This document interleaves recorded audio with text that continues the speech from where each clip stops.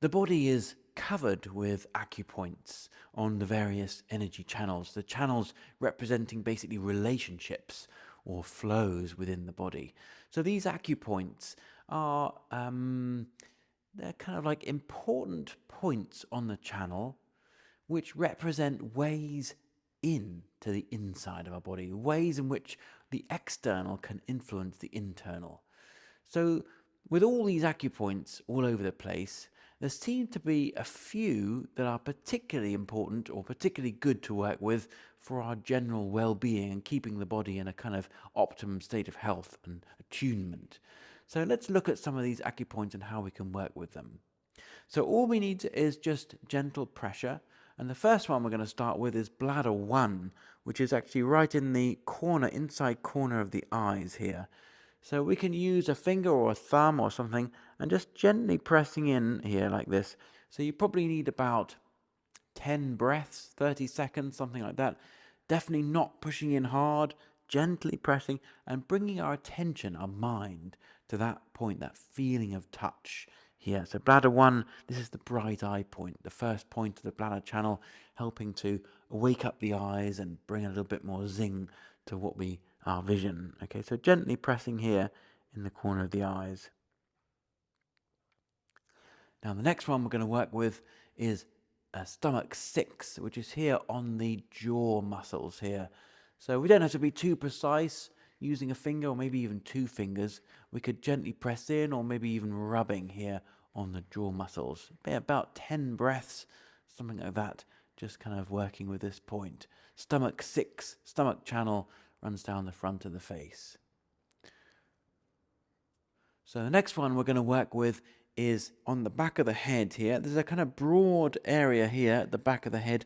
The hard part of the skull comes into the soft part at the top of the neck.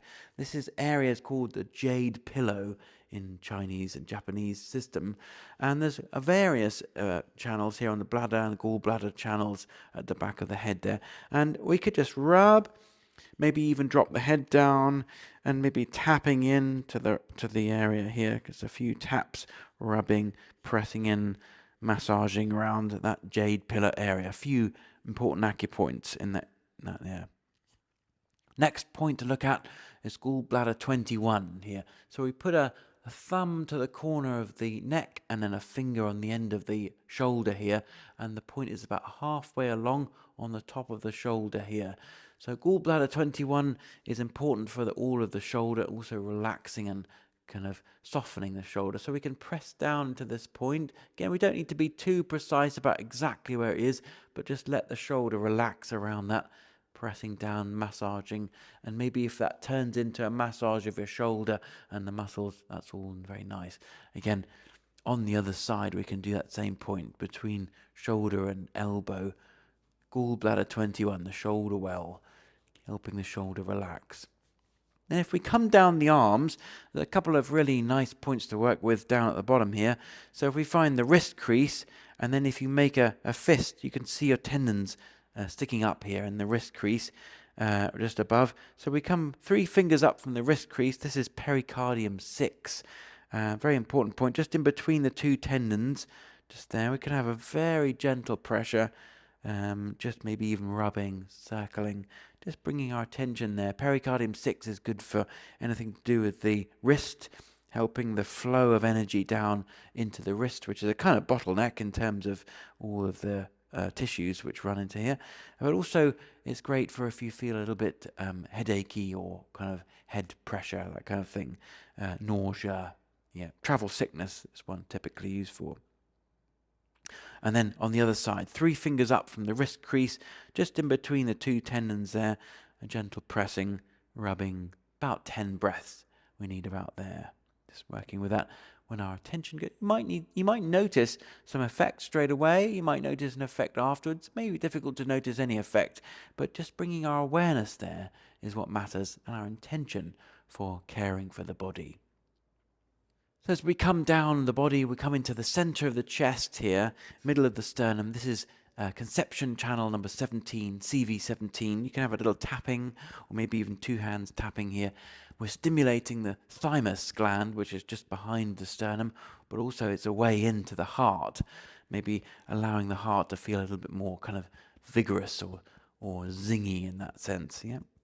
And then we come down here, 3 fingers below the belly button, just on the front, is the way into our tanden, so the central energy spot in the middle of our body.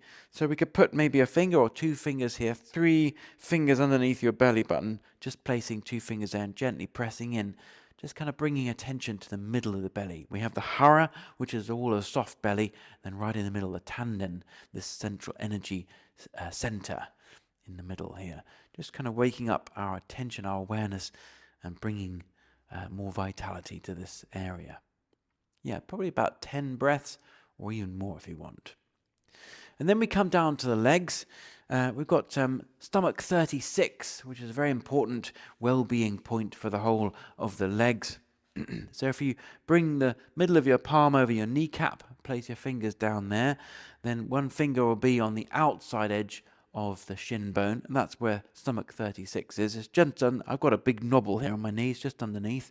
Then we find that point, and we can gently press in here. You can do both sides at once, in fact, just kind of working in here.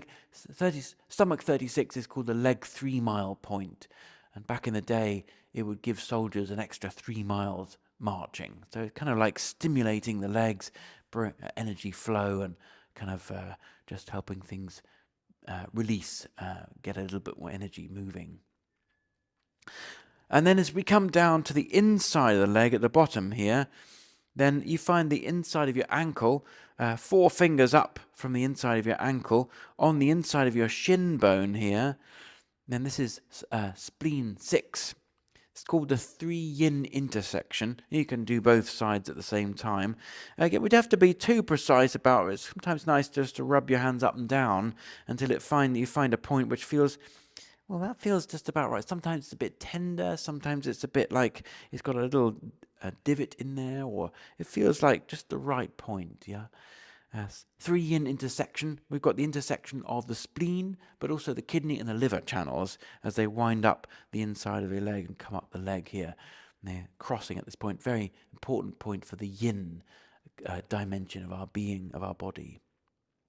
And the last point we'll look at as we come down to the sole of the foot, then here we have the ball of the big toe and the ball of the other toes, and then just underneath it behind is kidney 1 at the front of the arch.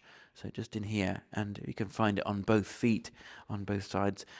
Just kind of pressing in here. It can take a little bit more pressure here if you want, rubbing in, massaging.